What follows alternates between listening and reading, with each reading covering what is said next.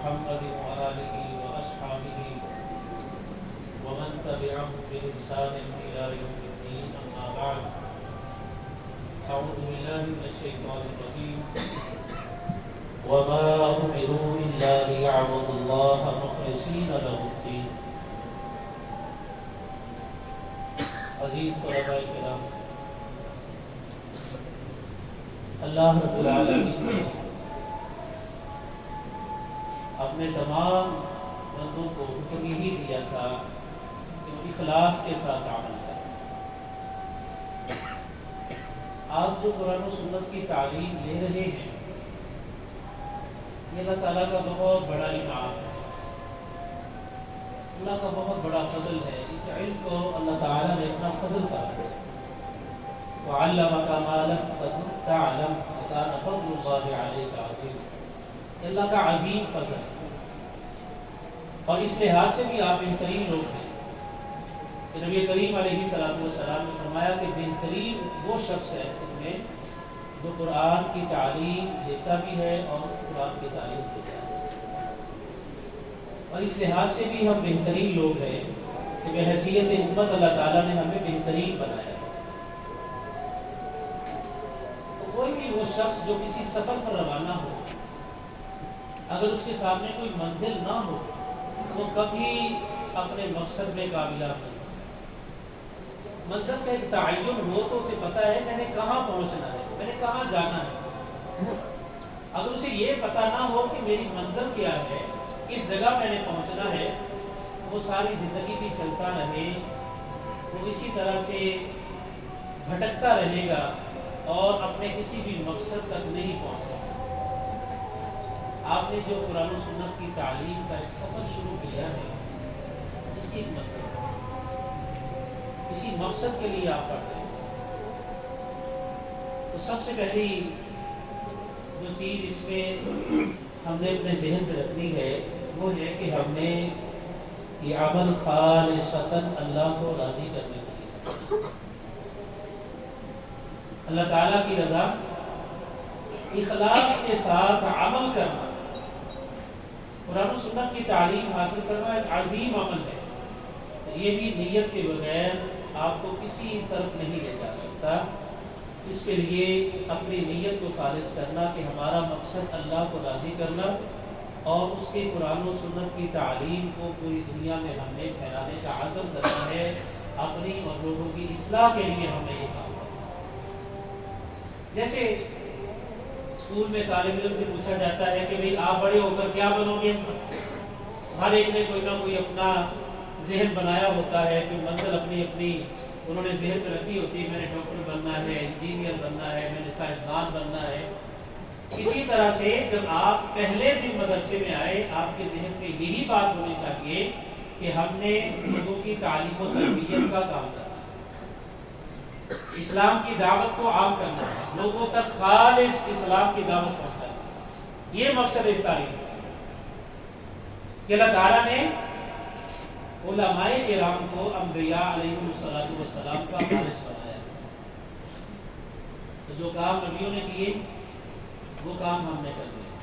وہ کیا ہے کہ نبی کے دل میں بڑی تڑپ ہوتی تھی، بڑا درد ہوتا تھا کہ قوم کے لوگ سدھر جائیں، اللہ کی طرف آ جائیں، اپنی اصلاح کر لیں، جو خرابیاں جہاں جہاں پہ ان میں کچھ کمیاں اور کوتاہیاں ہیں وہ دور کر لیں. نبی کا سب سے بڑا مشن یہی ہوتا تھا کہ قوم سدھر جائے. اسی طرح سے ہم نے بھی یہی عہد رکھنا ہے کہ ہم نے قوم کو سدھارنا ہے، لیکن اس کے لیے سب سے پہلے ہمیں خود سدھرنے کی ضرورت ہے. ہم اس لیے داخل ہوئے کہ والدین کی خواہش تھی ہمارا بچہ حافظ بن جائے، عالم بن جائے، خاندان کے لیے نیک نامی کا باعث بنے. لوگ یہ کہیں کہ ہمارے خاندان میں ایک حافظ ہو گیا، عالم بن گیا ہے. اگر تو اس مقصد کے لیے ہم نے اپنے تعلیمی سلسلے کا آغاز کیا ہے تو یہ مقصد ہمارا چند سالوں میں پورا ہو جائے.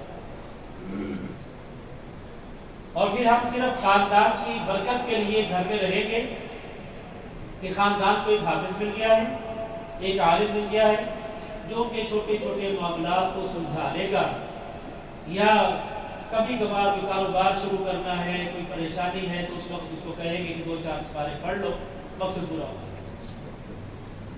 یا ہم نے اس عزم کے ساتھ پڑھنا ہے کہ جس طرح سے صحابہ کرام رضوان اللہ علیہم اجمعین نے ان کے دل میں، اللہ کی قسم صحابہ کرام کو دیکھتے ہیں نا تو ایسے لگتا ہے کہ وہ کوئی ایسی مخلوق تھی کہ جنہیں اپنے کوئی دنیا کی فکر نہیں ہوتی تھی، ہر وقت آخرت کے حصول کے لیے اور آخرت میں کامیابی حاصل کرنے کے لیے وہ کوشش کرتے تھے۔ اس طرح سے ایک ایک حدیث کے لیے انہوں نے سینکڑوں نہیں ہزاروں میل کے سفر کی۔ جناب ابو ایوب انصاری رضی اللہ تعالیٰ عنہ سے متعلق بڑی معروف بات ہے، ایک حدیث حاصل کرنے کے لیے وہ مدینہ سے مصر گئے، اور امام بخاری رحمۃ اللہ علیہ نے لکھا ہے کہ جابر بن عبداللہ رضی اللہ تعالی عنہما یہ ایک حدیث کے لیے 1 مہینے کی مسافت کر کے عبداللہ ابن انیس رضی اللہ عنہ کے پاس فلسطین میں گئے۔ ایک ایک حدیث کے لیے سینکڑوں نہیں ہزاروں میلوں کے سفر کیے، اور پھر کئی مہینے اس سفر میں بتائے۔ زندگیاں انہوں نے اللہ کے لیے وقف کر رکھی تھی۔ یہی بخاری کی کتاب جو آج ہم کہتے ہیں کہ ہم نے سال میں پڑھا لی، 1.5 سال میں پڑھ لی یا چند مہینوں میں پڑھ لی، امام بخاری رحمۃ اللہ علیہ نے اسی کتاب کو مرتب کرنے کے لیے زندگی کی 16 بہاریں خرچ کی، 16 سال کا عرصہ گزارا۔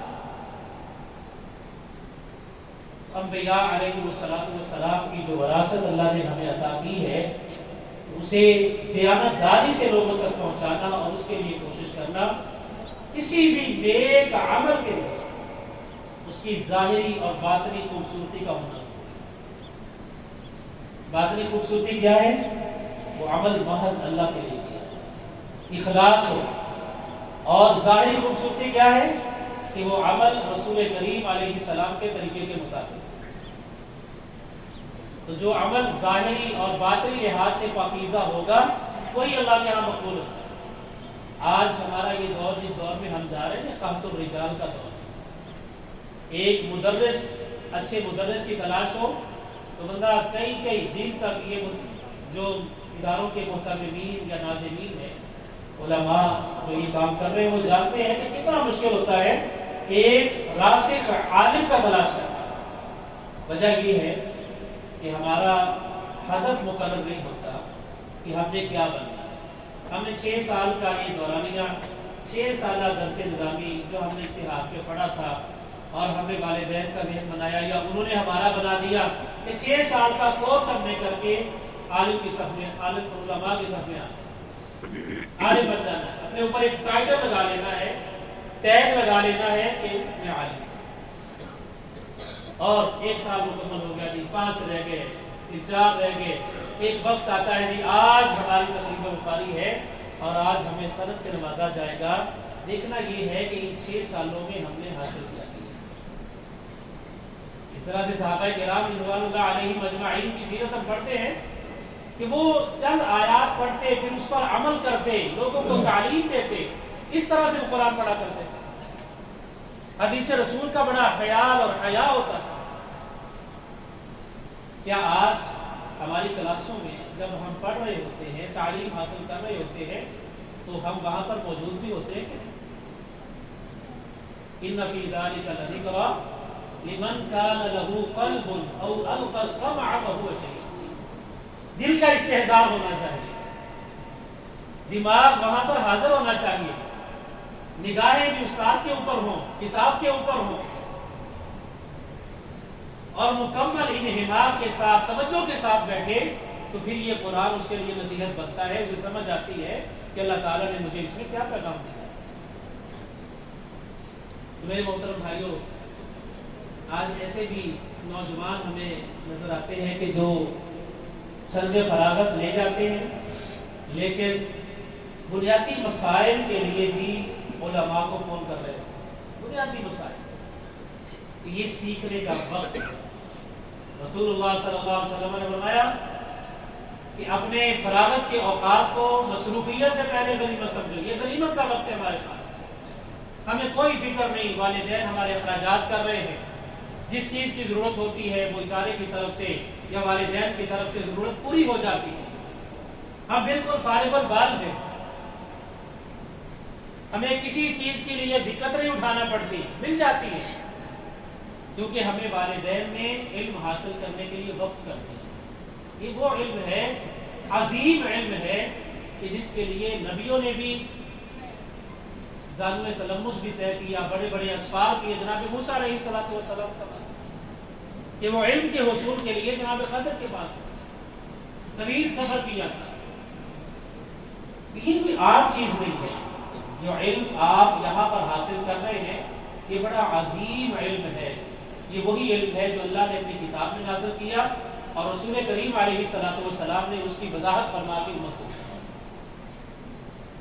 تو آپ امین ہیں، اس علم کے امین ہیں، اس دعوت کے امین ہیں، جو اللہ سبحانہ و تعالیٰ نے دعوت نبیوں کو دے کر بھیجا تھا، وہ دعوت آج آپ کے ذمہ ہے، اور پھر آپ نے مستقبل میں جا کے لوگوں کی رہنمائی کرنی ہے، اپنے آپ کو اسی مقصد کے لیے تیار کریں کہ ہم نے لوگوں کی رہنمائی کرنی ہے، لوگوں کو ہم نے سیدھے رستے پر چلانا ہے۔ اس کے لیے سب سے پہلی بات یہ ہے کہ ہم نے خود اس رستے پر اس انداز سے چلنا ہے کہ ہمارے قول اور فعل میں تضاد ہو، ہماری جلوت اور خلوت ایک جیسی۔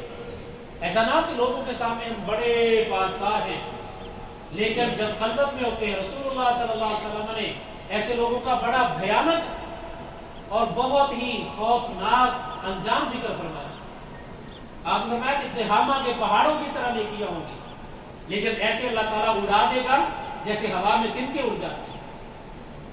وجہ صرف یہ ہوگی فَإِذَا خَلَوْا بِمَحَارِمِ اللَّهِ انْتَهَكُوهَا، کہ تنہائیوں میں جا کے وہ اللہ کی حدوں کو پامال کریں، تو ہماری تنہائیاں بھی پاک کریں۔ اصل پاکیزگی ہی یہ ہے کہ انسان کی تنہائی پاک، تنہائی میں وہ صحیح معنوں میں اللہ کا خوف رکھنے والا، وہ دیکھے اپنے موبائل میں کتنے حصار لگائے ہوئے ہیں کہ کوئی اس کو دیکھ نہ لے، کوئی میری ان چیزوں پر نظر نہ کر لے۔ تو میرے محترم بھائیوں، یہ وقت اللہ تعالیٰ نے جو ہمیں دیا ہے یہ ہماری اصلاح کے لیے ہے، اور ماشاءاللہ یہ بڑی ماشاءاللہ ایک رونق مقام ہے، اور بڑی بہت سال پہلے میں یہاں پہ آیا تھا تو مختصر سی ایک تعداد تھی، آج الحمدللہ سینکڑوں کی تعداد میں طلباء ہیں جو حفاظ بن رہے ہیں، علماء بن رہے ہیں۔ تو آپ نے جا کے مستقبل میں لوگوں کی تعلیم و تربیت کا بیڑا اٹھایا، اسی انداز پر، اسی ہدف کے اوپر اپنے آپ کو تیار کرنا۔ تو سب سے پہلی چیز اس میں ہم نے اخلاص والی، جس عمل میں اخلاص نہ ہو، جو اللہ کی رضا کے لیے نہ کیا جائے، جس میں کوئی اور دنیاوی مفاد اور فائدہ اس کے مد نظر ہو، تو پھر وہ اصل جو انسان کی ایک متاع ہے وہ اس سے گزرتا ہے۔ اصل متاع کیا ہے؟ اللہ کی رضا، کہ اللہ راضی ہو جائے۔ ہماری جتنی بھی محنتیں، ریاضتیں، کوششیں اور یہ کتنے سالوں پر محیط ایک دورانیہ ہے، ہم یہاں پہ گھر بار چھوڑ کے آئے ہیں، ہمارا مقصد کیا ہے؟ اللہ کی رضا۔ اب اس سے ہٹ کر کوئی اور مقصد ہوگا تو اس کا کوئی پھل انسان کو آخرت میں نہیں۔ معروف حدیث آپ نے سنی پڑھی ہے کہ 3 آدمی جو اللہ کے پاس آئیں گے جن کا مقصد صرف دنیا کا حصول ہوگا، وہ مجاہد بھی ہے، وہ عالم بھی ہے، وہ سخی بھی ہے، مالدار ہے اور مال اپنا خرچ بھی کرتا ہے، لیکن اللہ کے ہاں اسے محرومی کے علاوہ کچھ نہیں ملتا۔ وجہ یہ ہوگی کہ اس کا مقصد صرف دنیا کو حصول، اللہ کو راضی کرنے کے لیے تو وہ کام کیا ہی نہیں تھا۔ اس لیے اگر ہم اپنے ان مقاصد میں کامیابی چاہتے ہیں اور اپنے والدین کے لیے بھی نیک نامی چاہتے ہیں، اپنے معاشرے کے لیے بھی فائدہ مند بننا چاہتے ہیں، تو اس میں ہمارے عمل میں اخلاص ہونا لازمی جزو ہے۔ اس کے علاوہ ہماری ساری محنت اور کوشش اور اتنا ہمارا یہ وقت گزارنا رائگاں ہے۔ تو اللہ تعالیٰ نے یہی حکم دیا اپنے صالحین کو، بندوں کو، وَمَا أُمِرُوا إِلَّا يَعْبُدُوا اللَّهَ مُخْلِصِينَ لَهُ الدِّينَ۔ تو آج اپنا ہدف سیٹ کریں، اپنی ترجیحات دیکھیں کہ ہم نے اس مقصد کے لیے تعلیم حاصل کرنی ہے۔ وہ مقصد لوگوں کو صحیح رستے پر چلانا، رسول اللہ صلی اللہ علیہ وسلم کی تعلیم اور صحابہ کرام کا جو نہج تھا، منہج تھا، لوگوں کی تعلیم و تربیت میں ہمیں وہی اختیار کرنا ہے، اور جو تعلیم کا مقصد ہے ہم نے وہ پورا کرنا ہے اور لوگوں کی اصلاح کا سبب بننا ہے۔ تو انشاءاللہ یہ ہمارے لیے بھی صدقہ جاریہ ہوگا، والدین کے لیے بھی ہوگا، معاونین کے لیے بھی ہوگا، اور جو ادارے کا نظم چلانے والے لوگ ہیں انشاءاللہ ان کے لیے بھی یہ عمل صدقہ جاریہ ہوگا، اور آخرت میں انشاءاللہ یہ کامیابی کی ضمانت بھی ہے۔